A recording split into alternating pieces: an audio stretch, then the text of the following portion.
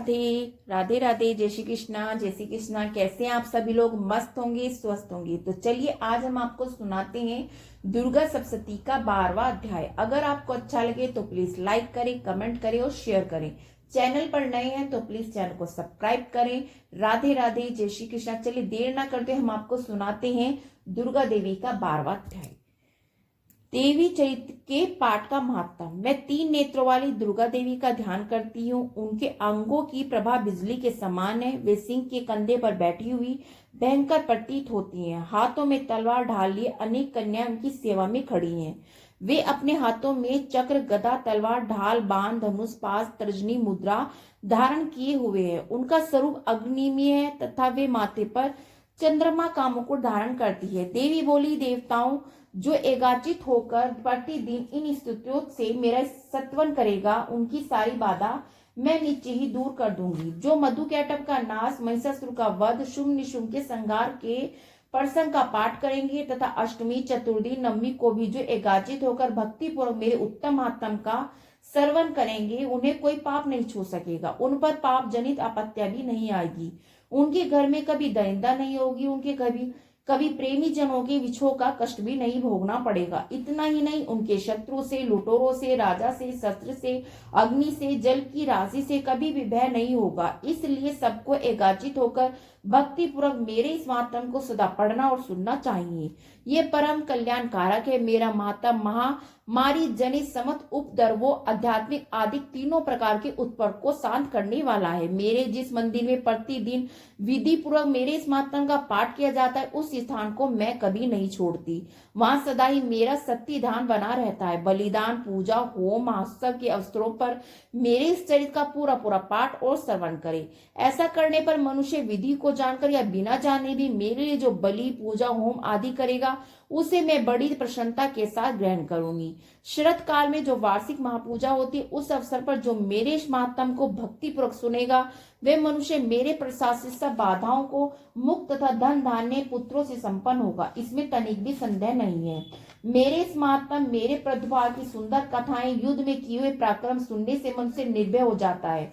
मेरे महात्म का श्रवण करने वाले पुरुषों के शत्रु नष्ट हो जाते हैं। उन्हें कल्याण की प्राप्ति होती है तथा उन्हें कुल आनंदित रहता है। सर्वत्र शांति, कर्म में बुरे सपने दिखाई देने पर, ग्रह जनित भयंकर पीड़ा उपस्थित होने पर मेरा महात्म श्रवण करना चाहिए। इससे सब विग्रह तथा भयंकर ग्रह पीड़ाएं शांत हो जाती हैं और मनुष्य द्वारा देखा हुआ दुःसपना शुभ सपने में परिवर्तन हो जाता है। बाल ग्रहों से आकांत हुए बालकों के लिए यह महात्म शांति कारक है तथा मनुष्य के संकट में फूट पड़ने पर अच्छी प्रकार से मित्रता कराने वाला होता है। ये महात्म समस्त दुराचारी के बल का नाश करने वाला। इसके पाठ मां से राक्षसों, भूतों, पिशाचों का नाश हो जाता है।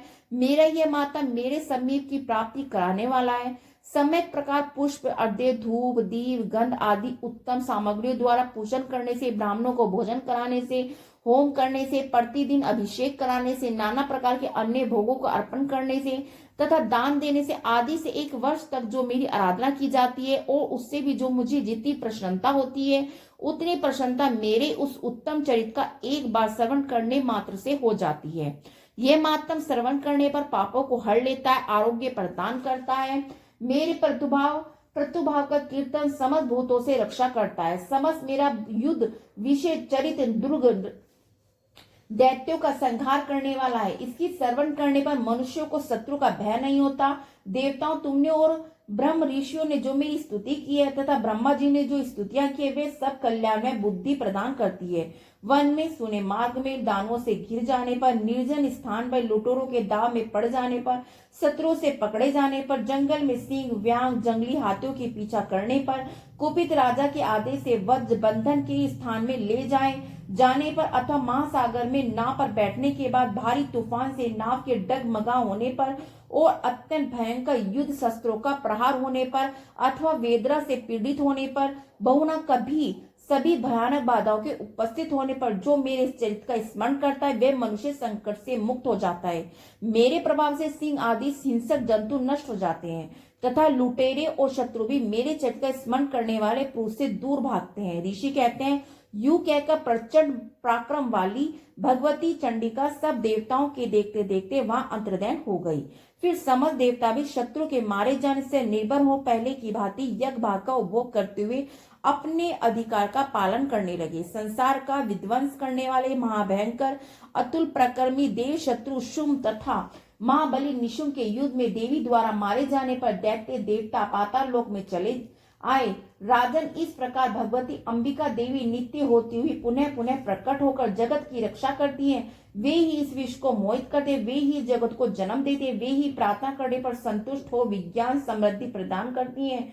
राजन, महाप्रलय के समय महामारी का स्वरूप धारण करने वाली महाकाली ही समस्त ब्रह्मांड में व्याप्त है। वे ही समय समय पर महामारी होती है और वे ही स्वयं अजन्मा होती हुई सृष्टि के रूप में प्रकट होती हैं। वे सनातन देवी ही समयानुसार संपूर्ण भूतों की रक्षा करती हैं। मनुष्य के अभ्युदय के समय वे ही घर में लक्ष्मी के रूप में स्थित होती, उत्पन्न प्रदान करती, उन्नति प्रदान करती हैं और वे ही अभाव के समय दरिंदा बनकर विनाश का कारण बनती हैं।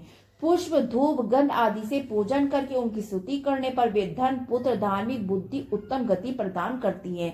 इस प्रकार श्री मार्कंडेय पुराण में स्वर्णिम मंदिर की कथा के अंतर्गत देवी महात्म्य में फल स्तुति नामक 12वां अध्याय पूरा हुआ। राधे राधे। जय श्री कृष्णा, जय श्री कृष्णा, जय माता दी।